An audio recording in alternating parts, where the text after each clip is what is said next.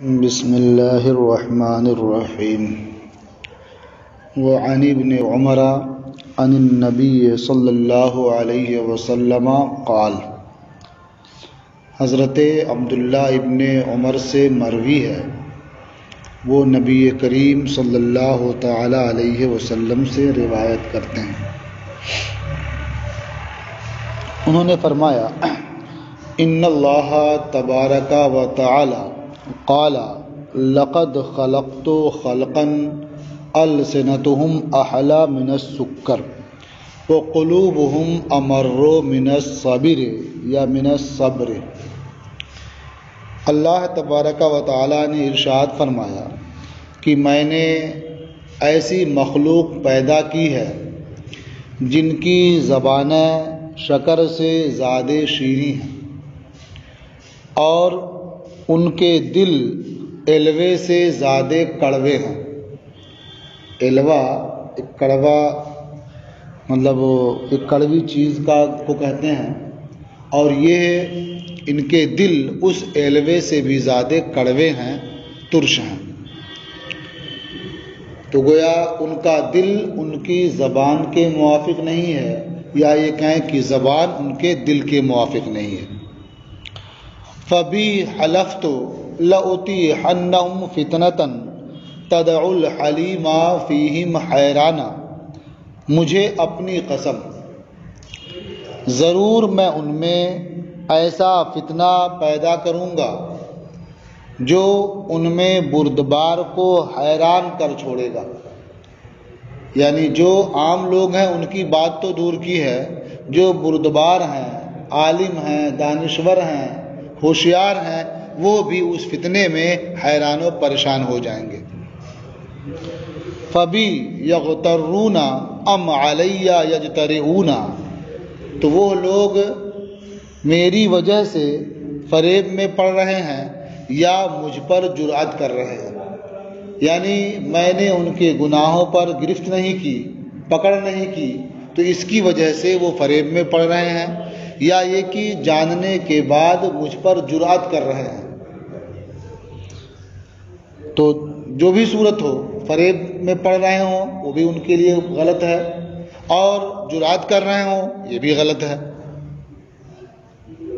تو اس سے سمجھ میں آیا کہ زبان کو بہتر کر لینا دکھاوے کے لیے اور دل میں اس کے خلاف رکھنا، یہ اللہ تبارک و تعالیٰ کو ناپسند ہے۔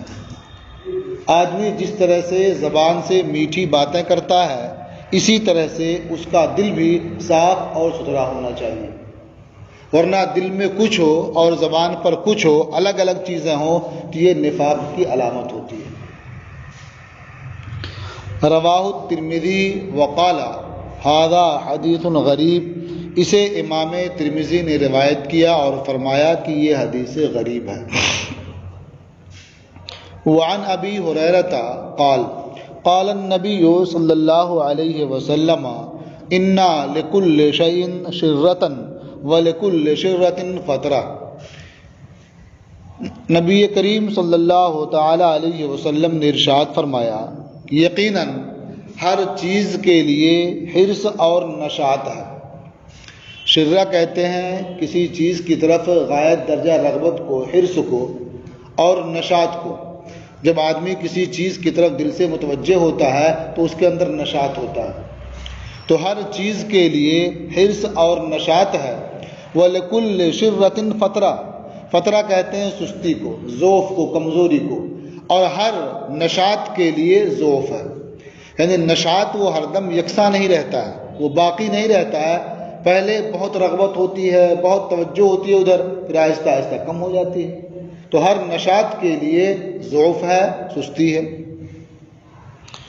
فَإِن صَاحِبُهَا سَدَّدَ وَقَارَبَ، تو اگر وہ حرص و نشاط والا شخص درستی اختیار کرے اور میانہ روی اپنا لے، سددہ درستی کو اپنا لے، وقارب اور اعتدال کو اختیار کرے، یعنی افراط اور تفریط سے بچے، فرجوہ، تو اس کے لیے کامیابی کی امید کرو۔ یعنی اس کے بارے میں یہ سوچ سکتے ہو اور امید کر سکتے ہو کہ وہ بندہ کامیاب ہوگا۔ وَإِنْ أُشِيرَ إِلَيْهِ بِالْأَصَابِعِ فَلَا تَعُدُّوهُ، اور اگر اس کی جانب انگلیوں سے اشارہ کیا جائے تو اسے کچھ بھی نہ سمجھو۔ فَلَا تَعُدُّوهُ، تو اسے کسی درجے میں بھی شمار نہ کرو۔ مطلب کیا ہوا کہ جب انگلیوں سے اشارہ کیا جانے لگا اب سمجھ جاؤ کہ یہ کامیاب ہونا مشکل ہے اس کا۔ کیوں؟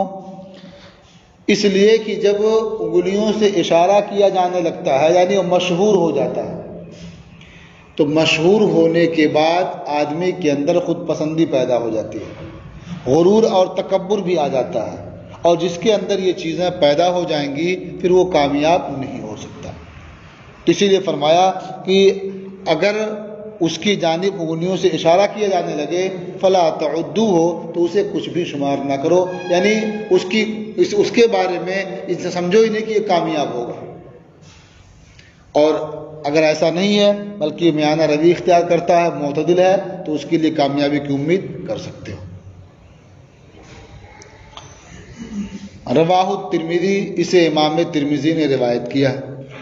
وعن انس عن النبی صلی اللہ علیہ وسلم قال، اور حضرت انس سے مروی ہے، وہ نبی کریم صلی اللہ تعالی علیہ وسلم سے روایت کرتے ہیں، حضور نے ارشاد فرمایا بحسب امرئ من الشر، مرد کے شر کے لیے کافی ہے، ان یشار الیہ بالاصابع فی دین او دنیا، کہ اس کی جانب انگلیوں سے اشارہ کیا جائے دین کے معاملے میں یا دنیا کے معاملے میں۔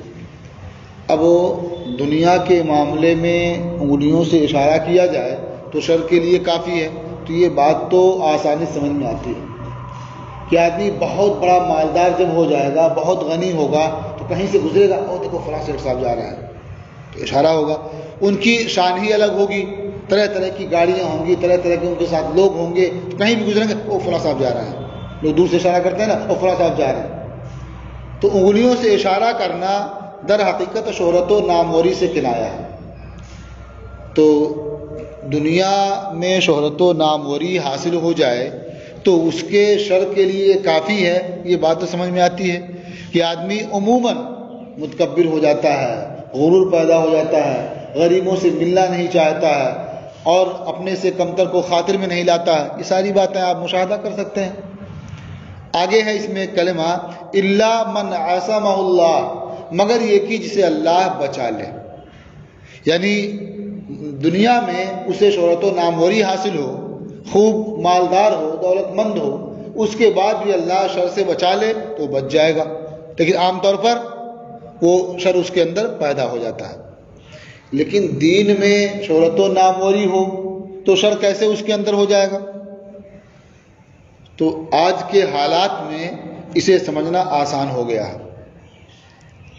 اگر کوئی شخص دین کے مسئلے میں نامور ہو جاتا ہے، مشہور ہو جاتا ہے، پھر اس کے اندر خود پسندی پیدا ہو جاتی ہے اور غرور اور گھمنڈ آ جاتا ہے، پھر وہ اپنے مقابل کسی کو دیکھنا نہیں چاہتا ہے۔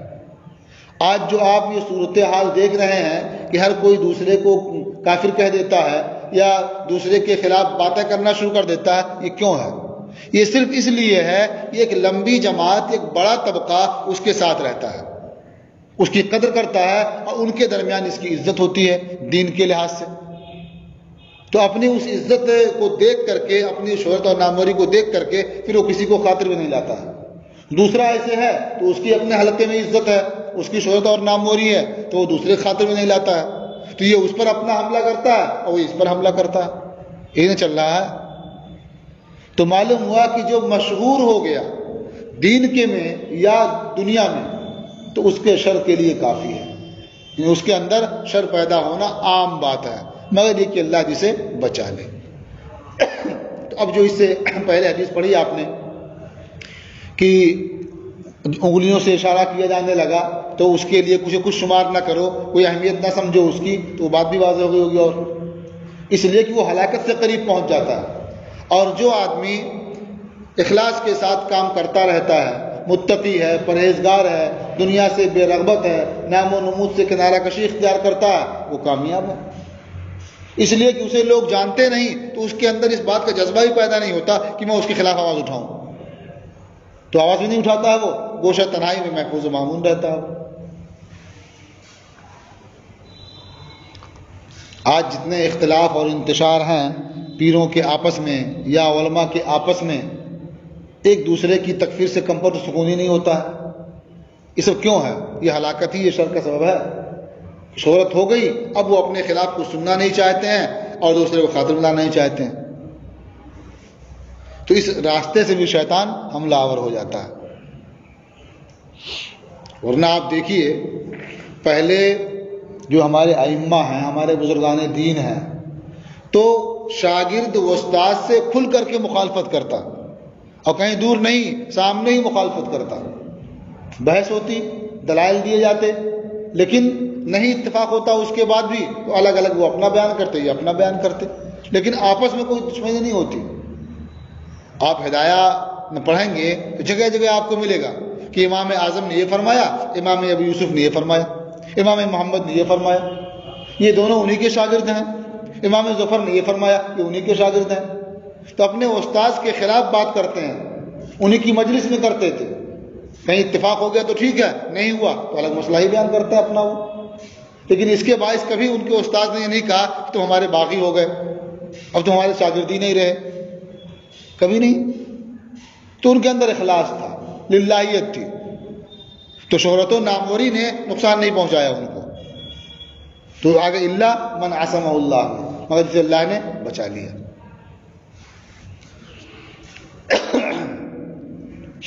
رواہ البیہقی فی شعب الایمان، اسے امام بیہقی نے شعب الایمان میں روایت کیا ہے۔ اچھا، اسی موقع پر خود پسندی چونکہ انسانی فطرت ہے، ایک مثال پیش کر دوں میں اسی موقع پر تاکہ یہ بات مکمل ہو جائے، کہ امام ابو یوسف رحمۃ اللہ تعالی علیہ ایک بار بیمار ہو گئے تھے، امام اعظم ابو حنیفہ رحمۃ اللہ تعالی علیہ ان کی بیمار پرسی کے لیے گئے، اس کے بعد جب واپس ہونے لگے تو اپنے شاگردوں کے درمیان انہوں نے فرمایا کہ اگر اس کا انتقال، ابو یوسف کا انتقال ہو گیا تو علم کا پہاڑ اٹھ جائے گا۔ تو جو ان کے شاگرد امام اعظم کے تھے، ان کے ساتھی تھے، تو انہوں نے ان میں سے بعض نے ملاقات کی اور بعد میں کہا کہ امام صاحب تو آپ کے بارے میں ایسا کہہ رہے تھے کہ اگر ان کا انتقال ہو گیا تو علم کا پہاڑ اٹھ جائے گا۔ تو ان کے دل میں یہ خیال پیدا ہوا کہ اس کا مطلب میں ایک بڑا عالم ہو چکا ہوں، اب یہ استاذ کہہ رہے ہیں کہ علم کا پہاڑ ہے تو اس کا مطلب میں بڑا عالم ہو گیا ہوں، اس لیے اب مجھے الگ درسگاہ قائم کر لینی چاہیے۔ کب تک پڑھتے رہیں گے ان کے پاس؟ ٹھیک ٹھاک ہوئے، صحت مند ہوئے تو دل میں خیال آیا کہ الگ درسگاہ قائم کر لیں۔ مسجد میں پہنچے، پھر الگ درسگاہ اپنی قائم کر لی، پڑھانے بیٹھ گئے۔ تو استاذ کو معلوم ہوا کہ یہ تو ابو یوسف نے الگ درسگاہ قائم کر لی ہے، تو کہا اچھا ٹھیک ہے، وہ استاذ ہی مخلص ہوتے تھے، کہا سب ایسے کہیں کہ وہ قائم کرو تو تکلیف ہوگی، غصہ نہ مانا، حکمت اختیار کی، اپنے ایک شاگرد کو بھیجا، کہا دیکھو وہ امام صاحب پڑھا رہے ہیں وہاں، تو ان کے پاس جاؤ اور یہ مسئلہ دریافت کر کے آؤ۔ تو 3 مسائل بتائے اس میں، تو ایک مسئلہ میں بتا دیتا ہوں ابھی۔ کہا کہ جا کر کے پوچھو کہ ایک شخص نے دھوبی کو کپڑا دھلنے کے لیے دیا، پھر اس کے بعد جب لینے گیا تو اس نے کپڑے کا انکار ہی کر دیا، کہاں کپڑا دیے تھے مجھ کو، انکار کر دیا۔ پھر 2-4 دن کے بعد گیا تو دھلا ہوا کپڑا اس کو دے دیا، یہ کپڑا آپ کا لے جائیے۔ تو اب بتائیے کہ وہ دھلائی پائے گا کہ نہیں پائے گا؟ جو دھلنے کی اجرت ہوتی ہے پائے گا کہ نہیں پائے گا؟ اگر وہ کہتے ہیں کہ نہیں اجرت پائے گا تو کہہ دینا یہ غلط ہے، صحیح نہیں ہے، اور کہتے ہیں کہ نہیں پائے گا کہہ دینا یہ غلط ہے، صحیح نہیں ہے۔ ایسے ہی کئی مسائل تھے، بتا دیا انہوں نے، پھر گئے پوچھنے کے لیے۔ تو اب سوچیے کہ پہلے دن درسگاہ میں کوئی لگایا ہو یا کوئی استاذ پہلے دن پڑھانے کے لیے بیٹھا ہو اور کوئی ایسا شاگرد سوال کرنے آ جائے تو کتنی حیرانی ہوگی۔ پوچھا یہ مسئلہ، پھر انہوں نے غور کیا، کہا کہ بھائی جب دھلا ہے وہ شخص تو مزدوری تو پائے گا ہی، مزدوری کیا ہے تو مزدوری ملنی چاہیے، اجرت کا مستحق ہوگا۔ تو سائل کہہ رہا کہ یہ صحیح نہیں ہے، غلط ہے یہ۔ تو فکر پڑ گئے، پہلا دن درسگاہ میں بیٹھنے کا اور یہ معاملہ سامنے آ گیا۔ تو اس نے پھر غور کیا کچھ دیر، کہا نہیں وہ اجرت کا مستحق نہیں ہوگا۔ پھر سائل نے کہا یہ غلط ہے۔ اب تو بھائی دو ہی صورتیں ہو سکتی تھیں، بتا دیا. تو ایسے ہی باری باری جب وہ سب سوال کر لیے سب کے بارے میں ہی، جو کہتے وہ کہتا غلط ہے. اب ان سے رہا نہیں گیا تو اپنی جوتی اٹھائی اور امام صاحب کے پاس پہنچے، یعنی اپنے استاد امام اعظم کے پاس. تو امام صاحب نے دیکھتے ہی فرمایا کہ وہ لگتا ہے کہ اجارے والا مسئلہ لے کر کے یہاں تک آیا ہے. تو دھوبی والے مسئلے کو پہنچانا وہاں تک، بتانا، یہ اپنے اندر بہت سی حکمتیں رکھتا ہے. چونکہ امام ابو یوسف رحمۃ اللہ تعالیٰ علیہ کے والد بچپن میں انتقال کر گئے تھے، اور وہ ان کی والدہ نے انہیں ایک دھوبی کے پاس رکھ دیا تھا، کپڑا دھلوانے میں مدد کریں اس کی، کچھ پیسہ ملے گا، خرچ چلے گا گھر کا. تو وہ کام کرتے تھے، وہ دھلنے والا. امام اعظم نے ان کو اپنے پاس رکھ لیا، ان کا سارا خرچ برداشت کیا، ان کے گھر کا خرچ بھی برداشت کیا، یعنی اپنے شاگرد کو بھی وظیفہ دیتے تھے اور ان کے گھر کا خرچ بھی چلاتے تھے. تو اتنی محنت سے پڑھایا، خرچ بھی اٹھایا، سب کچھ کیا. اب وہ شاگرد بیمار ہوا، دیکھنے بھی گئے. پھر اب وہ شاگرد آئے بغیر پوچھے الگ درسگاہ قائم کر لے تو کیسا لگے گا؟ کوئی آج کا استاد کہتا جانے تو بہت نالائق ہے، ایسا ویسا الگ کر دیتا نا. لیکن انہوں نے سمجھانا چاہا اس موقع پر بھی کہ ایسے منع کریں گے تو بات سمجھ میں نہیں آئے گی. تو چند مسائل کے ساتھ بھیج دیا، پھر خود ہی اٹھ کے آ گئے وہاں. تو کہا کہ ہاں حضور وہی مسئلہ لے کر کے آیا ہے، دھوبی والا مسئلہ ہی. تو حضور بتائیں کیا اس کا حل ہے؟ میں نے یہ بتایا تب بھی وہ کہہ رہا غلط ہے، یہ بتایا تب بھی کہہ رہا غلط ہے. تو امام صاحب نے فرمایا کہ بتاؤ، جس کو اجارے کا ایک مسئلہ معلوم نہ ہو وہ الگ درسگاہ قائم کر لے. تو اس طرح مطلب ان کو شرمندہ کیا تھا کہ احساس ہو جائے کہ ابھی الگ درسگاہ نہیں قائم کرنی چاہیے، اگرچہ علم کے پہاڑ ہوگا. تو بتایا انہوں نے کہ اگر انکار کرنے سے پہلے دھلا تھا تو ایسی صورت میں اجرت کا مستحق ہوگا، اور انکار کر چکا تھا اس کے بعد دھلا تو اجرت کا مستحق نہیں ہوگا. کیونکہ جب تک انکار نہیں کیا تھا تو وہ کپڑا جو مالک تھا اس کا سمجھ رہا تھا، تو اس کے لیے دھلا، کپڑے والے کے لیے کپڑا دھلا تو اجرت کا مستحق ہوگا. اور جو انکار کر چکا اور آدمی لوٹ بھی گیا، اس کا مطلب کیا ہوا؟ کپڑا اپنا بنا لیا. اب جو دھلا تو گویا اپنے لیے دھلا نا، اپنا کپڑا دھلا، تو اس کی مزدوری کیسے پائے گا؟ تو اگر انکار کرنے سے پہلے دھلا ہے تو اجرت کا مستحق ہے، اور انکار کرنے کے بعد دھلا ہے اجرت کا مستحق نہیں ہے. تو اطمینان ہو گیا کہ ہاں یہ بات تو بہت معقول ہے. پھر اس کے بعد سے انہوں نے عزم کر لیا کہ جب تک ہمارے استاذ باحیات رہیں گے جب تک الگ درسگاہ قائم نہیں کریں گے. تو ان کے ساتھ بیٹھتے رہے، اپنا باتیں ہوتی رہی، مسائل حل ہوتے رہے.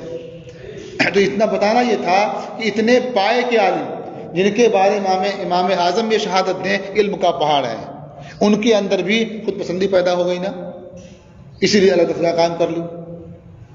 تو پھر عام لوگوں کا کیا حال ہوگا، کس قدر وہ شکار ہوں گے وہ آپ سمجھ سکتے ہیں. تو اسی لیے فرمایا گیا کہ جو مشہور و معروف ہو گیا دین میں یا دنیا میں تو اس کے شر کے لیے ہی کافی ہے، مگر یہ کہ اللہ تعالیٰ اسے بچا لے تو یہ اس کا احسان ہے. جسے انہی کو بچا لیا امام اعظم کے ذریعہ، بچ گئے آسانی سے، پھر آ گئے ان کی طرف.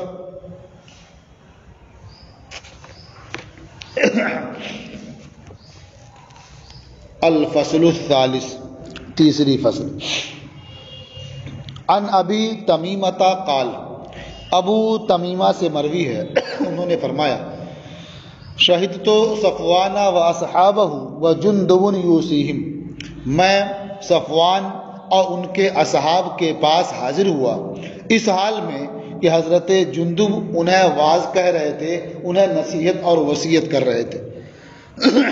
فقالوا هل سمعت من رسول اللہ صلی اللہ علیہ وسلم شیئا، تو صفوان اور ان کے اصحاب نے کہا کیا آپ نے اللہ کے رسول صلی اللہ تعالی علیہ وسلم سے کچھ سنا ہے؟ قال، تو حضرت جندب نے فرمایا سمعت رسول اللہ صلی اللہ علیہ وسلم یقول، میں نے اللہ کے رسول صلی اللہ تعالی علیہ وسلم کو فرماتے ہوئے سنا، من سمع سمع اللہ بہ یوم القیامہ، جس نے پرچار کیا، نے اپنی شہرت و ناموری کے لیے پرچار کیا، اپنے فضائل و مناقب کو لوگوں کو سنایا، سمع اللہ بہ یوم القیامہ، اللہ تعالیٰ اس کے عیوب روز قیامت لوگوں کو سنا دے گا، یعنی اس کے عیوب ظاہر فرما دے گا. ومن شاق شق اللہ علیہ یوم القیامہ، اور جس نے دوسروں پر یا اپنے اوپر دشواری پیدا کی مشقت ڈالی اللہ تعالیٰ اس پر روز قیامت مشقت ڈال دے گا یا اسے مشقت میں مبتلا کر دے گا۔ یعنی بندے کو چاہیے کہ نہ اپنے لیے نہ دوسرے کے لیے کسی کے لیے دشواری کی راہ تلاش نہ کرے، بلکہ ہر ایک کے لیے آسانی کی راہ تلاش کرے، کسی کو مشقت میں نہ ڈالے، نہ اپنے آپ کو اور نہ کسی دوسرے کو۔ اسی لیے کہا جاتا ہے کہ آپ نماز پڑھا رہے ہیں، آپ قرات کر رہے ہیں تو اتنی بلند آواز میں قرات نہ کریں کہ اپنے کو تھکا لیں آپ، تو نہ اپنے کو مشقت میں ڈالیں اور ایسے ہی کسی دوسرے کو بھی کسی کام میں مشقت میں نہ ڈالیں۔ دین آسان ہے، اللہ تعالیٰ آسانی پسند فرماتا ہے۔ تو من شاق اللہ علیہ یوم القیامہ، جس نے لوگوں پر مشقت ڈالی اللہ تعالیٰ اس پر روز قیامت مشقت ڈال دے گا یا اسے مشقت میں واقع کر دے گا۔ قالو اوصنا، تو صفوان اور ان کے اصحاب نے کہا آپ ہمیں وصیت کیجیے۔ فقال ان اول ما ينتن من الانسان بطنہ، انہوں نے فرمایا کہ انسان کے جسم میں پہلی چیز جو بدبودار ہوگی وہ اس کا پیٹ ہے۔ ينتنو، جو بدبو لائے گا، خراب ہوگا، وہ کیا ہے؟ بطنہ، اس کا پیٹ ہے۔ فمن استطاع ان لا یاکل الا طیبا، تو جس سے ہو سکے کہ وہ حلال اور پاکیزہ ہی کھائے، فلیفعل، تو وہ ایسا ہی کرے۔ یعنی جہاں تک ہو سکے، جہاں تک ممکن ہو، آدمی حلال اور پاکیزہ ہی کھائے، دوسرے کی طرف دیکھے بھی نہ۔ تو من استطاع ان لا یاکل الا طیبا، تو جس سے ہو سکے کہ وہ نہ کھائے مگر حلال اور پاکیزہ، فلیفعل، تو وہ ایسا ہی کرے۔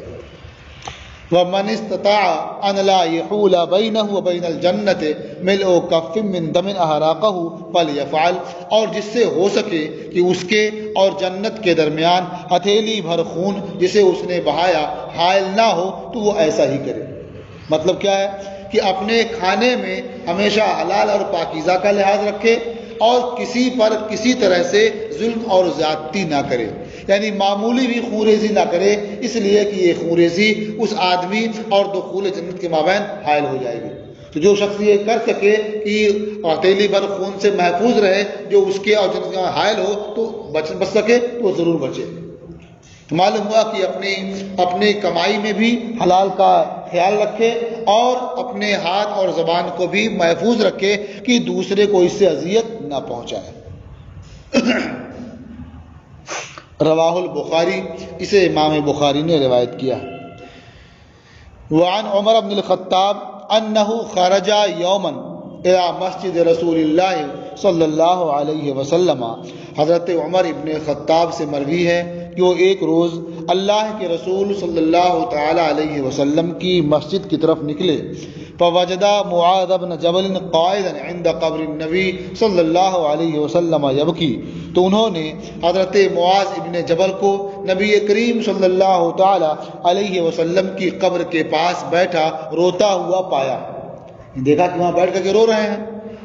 فقال ما یبکیک، تو حضرت عمر ابن خطاب رضی اللہ تعالیٰ عنہ نے پوچھا کہ آپ کے رونے کا باعث کیا ہے، کیا چیز آپ کو رلا رہی ہے؟ قال یبکینی شیء سمعتہ من رسول اللہ صلی اللہ علیہ وسلم، فرمایا کہ مجھے ایک چیز رلا رہی ہے جسے میں نے اللہ کے رسول صلی اللہ تعالیٰ علیہ وسلم سے سنا ہے۔ اب کیا سنا ہے؟ فرماتے ہیں سمعت رسول اللہ صلی اللہ علیہ وسلم یقول، میں نے اللہ کے رسول صلی اللہ تعالی علیہ وسلم کو فرماتے ہوئے سنا، ان یسیر الریا شرک، یقیناً معمولی ریا یہ شرک ہے، معمولی ریا، معمولی دکھاوا یہ شرک ہے۔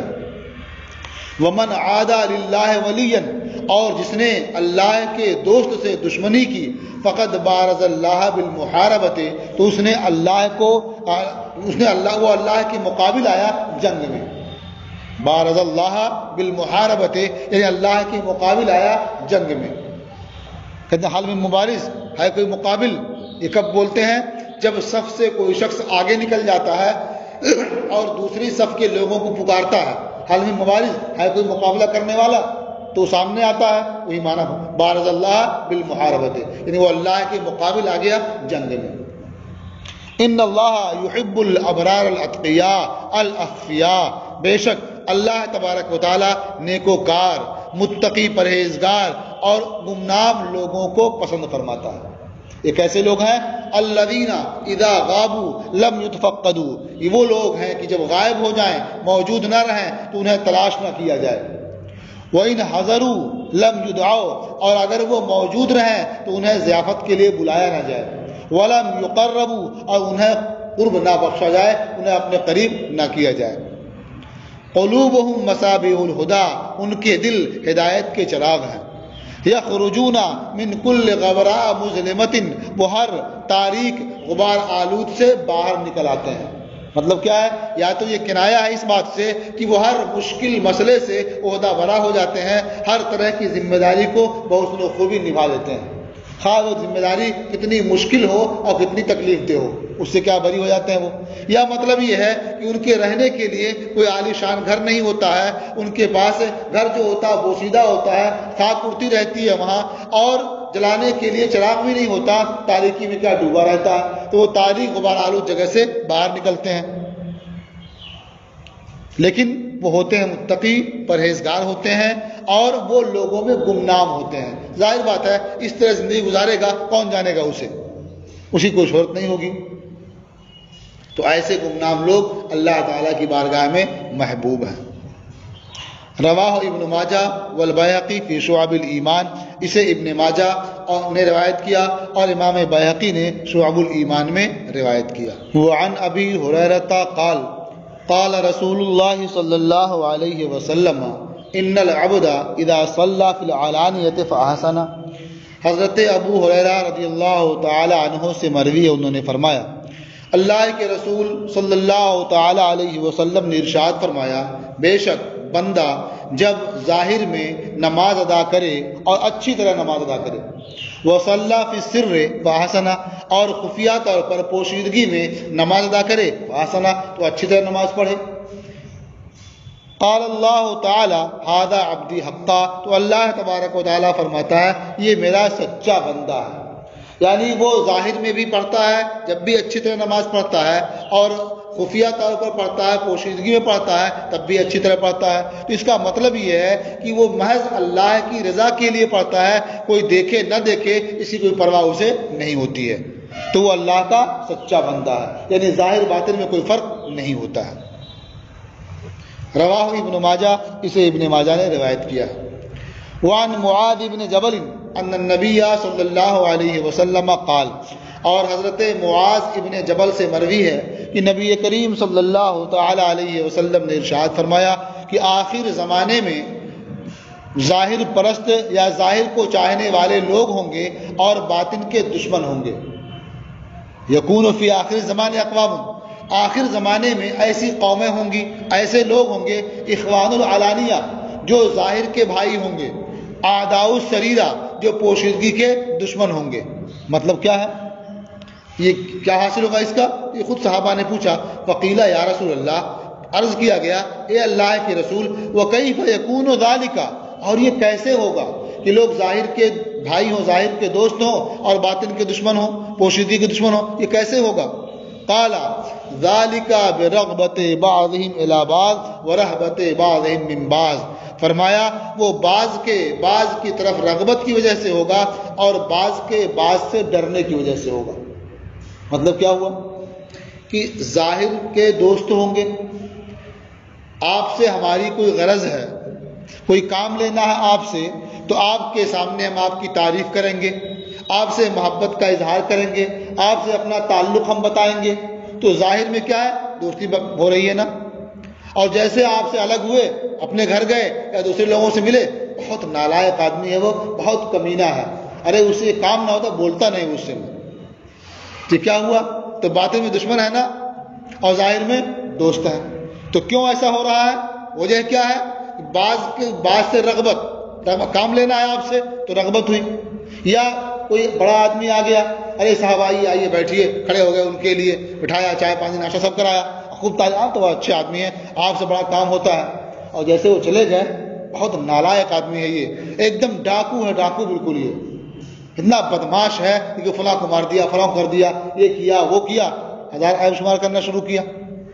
تو ظاہر کے دوست رہے نا اور باطن کے دشمن، تو وہاں کیوں ہوا؟ خوف کی وجہ سے، تو بعض کی طرف رغبت اور بعض سے خوف کی بنیاد پر یہ کیفیت پیدا ہوگی کہ ظاہر کے دوست ہوں گے اور باطن کے دشمن ہوں گے۔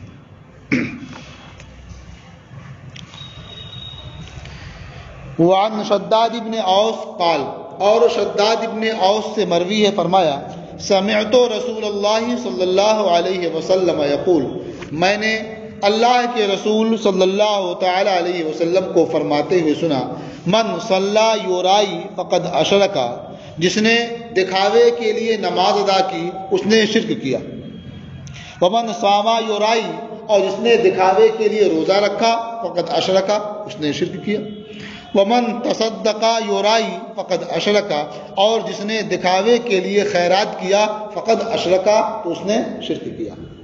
یہ پہلے بھی ذکر کیا جا چکا تھا اور یہاں اوپر بھی اس تعلق سے ایک بات گزر چکی ہے کہ معمولی ریا بھی شرک ہے۔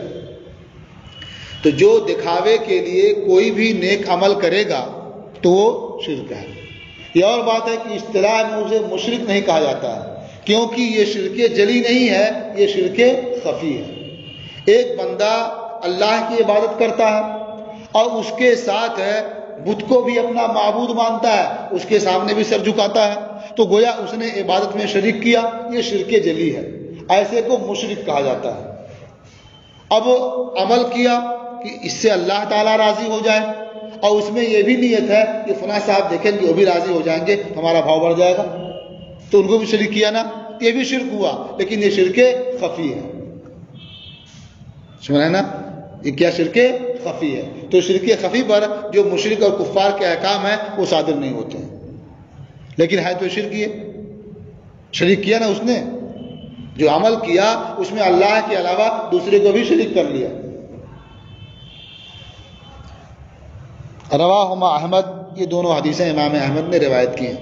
وعنہ انہ بکا، اور حضرت شداد ابن اوس سے مروی ہے کہ وہ رونے لگے، فقیل لہ ما یبکی کا، تو ان سے پوچھا گیا کہ آپ کے رونے کا باعث کیا ہے، کیا چیز آپ کو رلا رہی ہے؟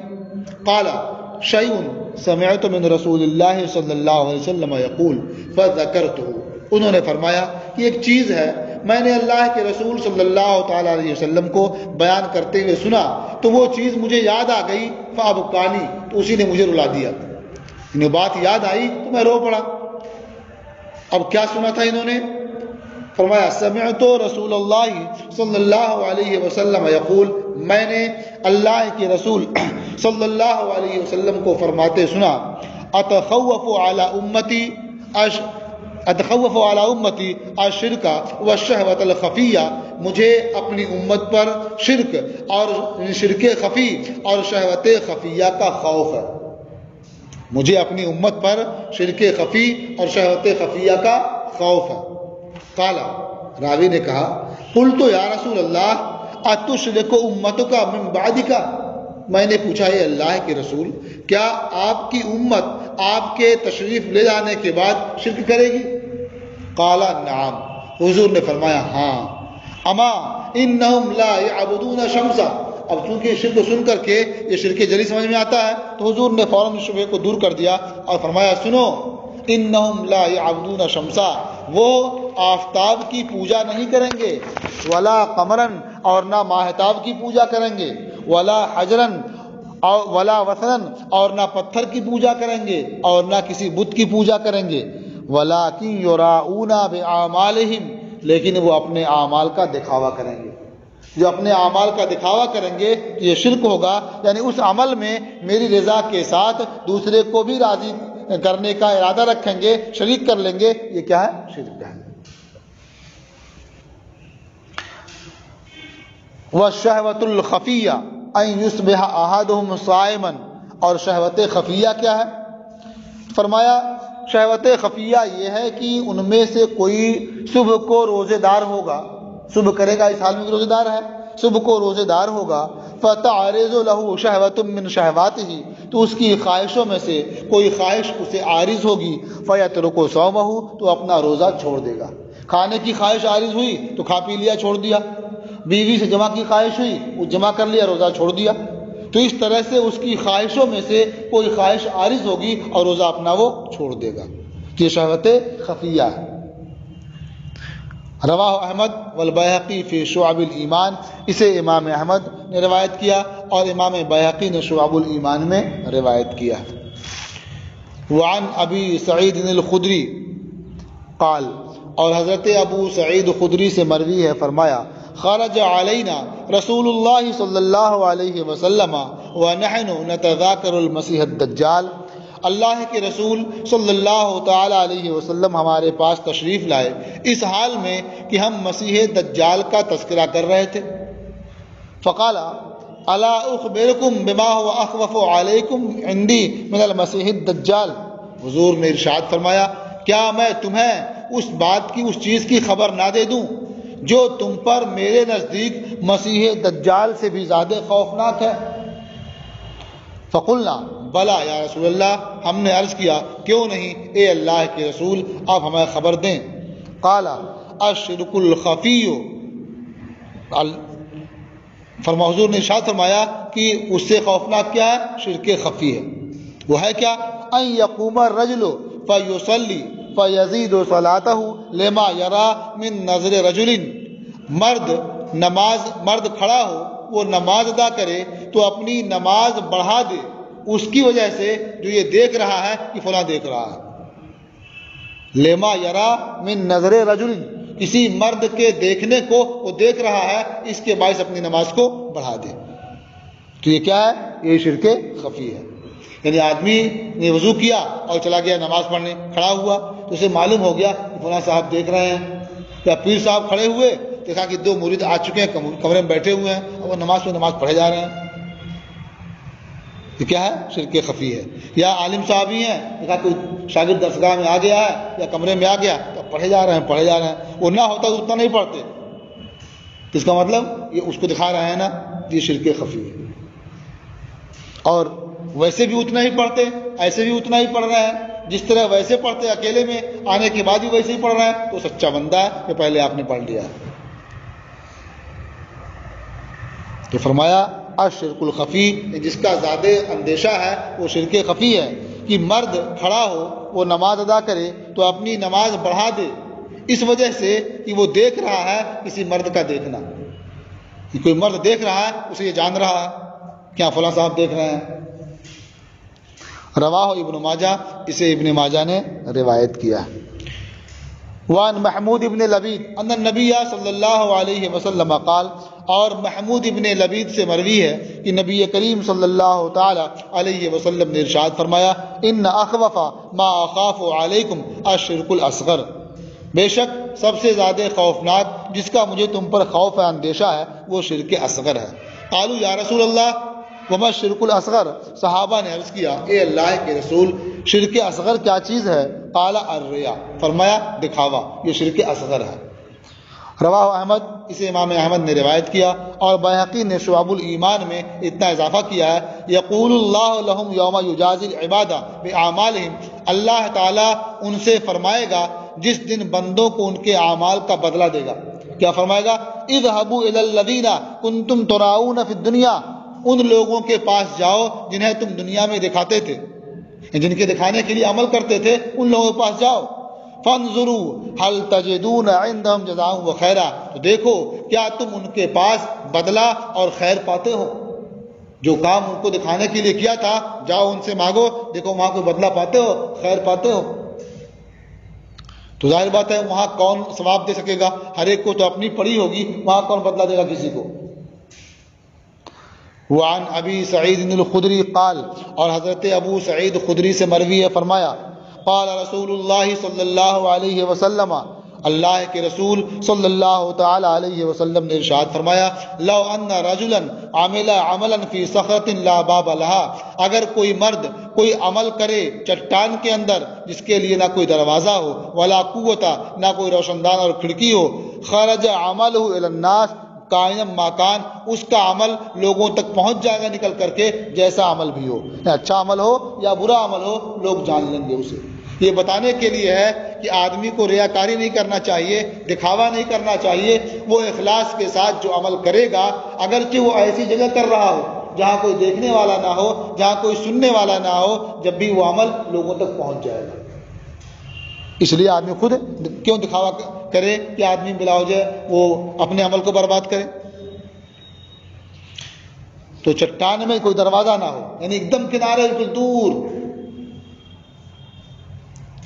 وعن عثمان ابن عفان قال، اور حضرت عثمان ابن عفان سے مروی ہے، فرمایا قال رسول اللہ صلی اللہ علیہ وسلم من کانت لہ سریرہ صالحۃ او سیئہ، اللہ کے رسول صلی اللہ تعالی علیہ وسلم نے ارشاد فرمایا جس کی کوئی عادت ہوگی اچھی ہو یا بری، جس کی جو سیرت ہوگی اچھی ہو یا بری، اظہر اللہ منہا ردان، اللہ تعالیٰ اس کی علامت ظاہر فرما دے گا، یعرف بہی، جس کے ذریعہ اسے پہچان لیا جائے گا. یعنی آدمی کی سیرت اچھی ہے تب بھی اس کی علامتیں ظاہر فرما دے گا، بری ہے تب بھی اس کی علامتیں ظاہر کر دے گا، اور لوگ پہچان لیں گے کہ اچھا یا برا ہے.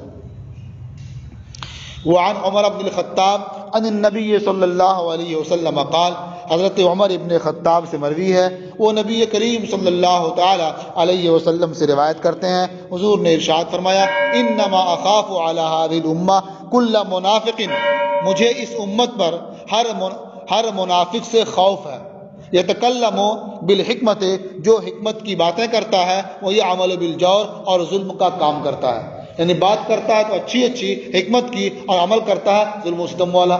تو منافق ہوا کہ بات کچھ ہے اور عمل کچھ ہے، زبان پر کچھ ہے دل میں کچھ ہے اس کے. تو ہر منافق کے سے میں اندیشہ رکھتا ہوں اس امت پر کہ ان منافقوں سے اس امت کا بڑا نقصان ہوگا.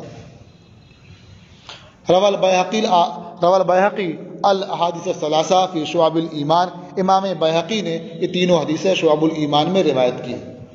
وعن المہاجر بن حبیب، اور مہاجر ابن حبیب سے مروی ہے، انہوں نے فرمایا قال رسول اللہ صلی اللہ علیہ وسلم، اللہ کے رسول صلی اللہ تعالی علیہ وسلم نے ارشاد فرمایا قال اللہ تعالی، کہ اللہ تعالی نے فرمایا انی لست کل کلام الحکیم اتقبل، میں حکیم کی ہر بات قبول نہیں کرتا، میں حکمت والے کی یا عالم کی ہر بات قبول نہیں کرتا، ولیکنی اتقبل ہمہ ہوا، لیکن میں اس کی نیت اور اس کا قصد قبول کرتا ہوں.